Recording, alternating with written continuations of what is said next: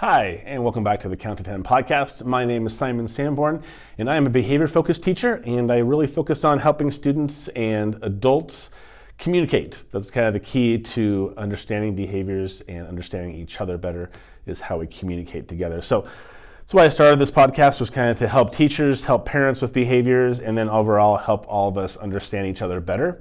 Behaviors are always, or they've always been to me as kind of like messages.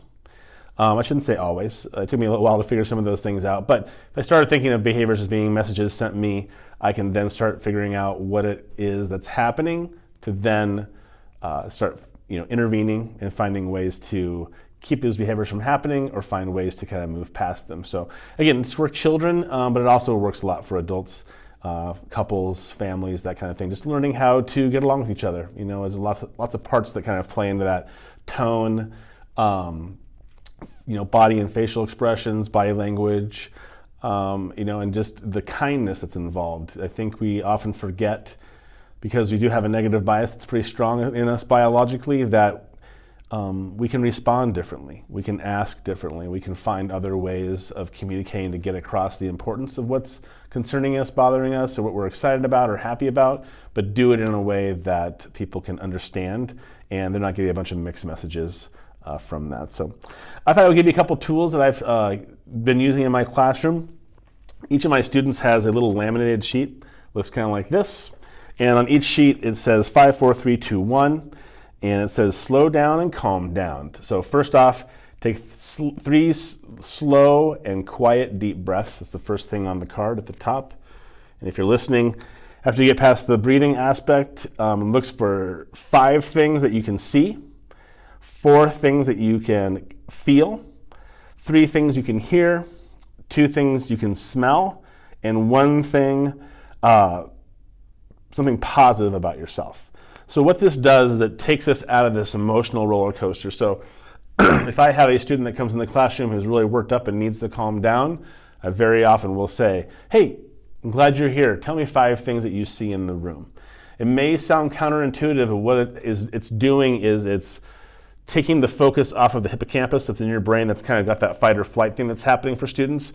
Very often or I should say all of us are reacting from that spot. And when I start looking for things, smelling for things, hearing for things, I'm now engaging my frontal cortex, so that thinking part of my brain.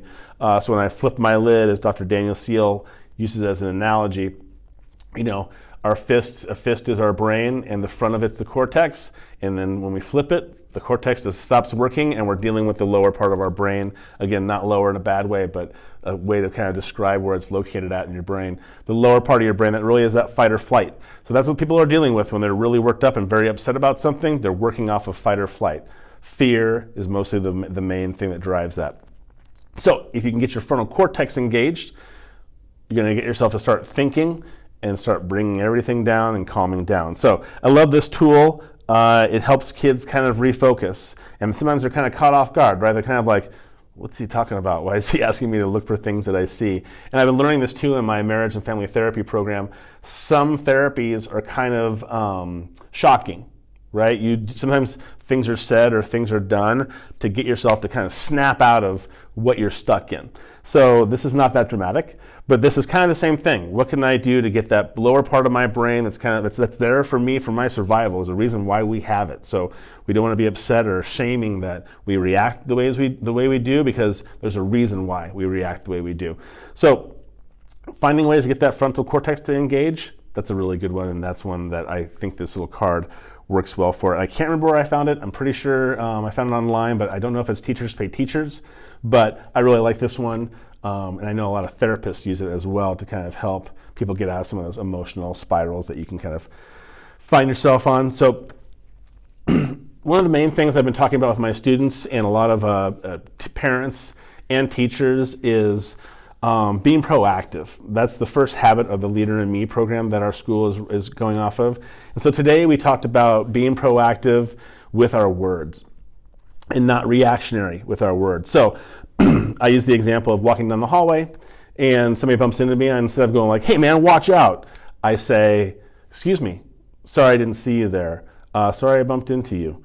Those kind of things. So we're not reacting, we're thinking about what's happening. And what we kind of think about is Pausing, right? The stimulus happens, something bumps into me.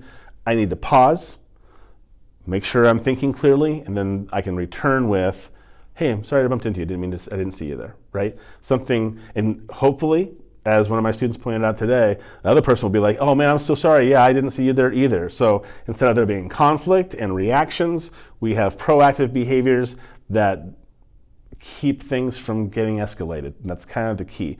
So not having reactionary language. It can be hard for some people that when stimulus happens, they're used to reacting.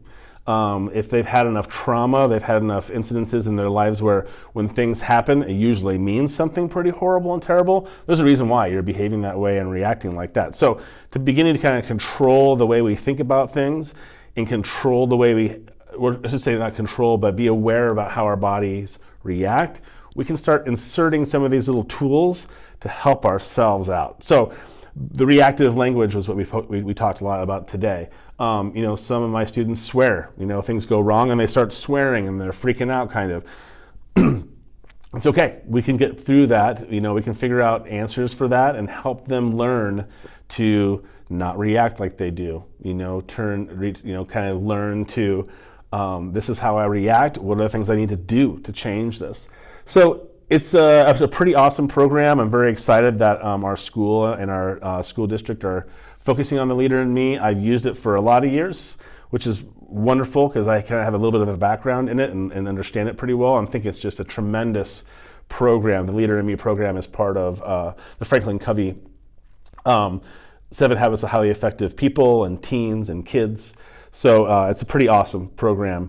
So that's what we worked on today. It was mostly about reactive language and the being proactive, the first habit in the series of 7 habits we've been working on since school started.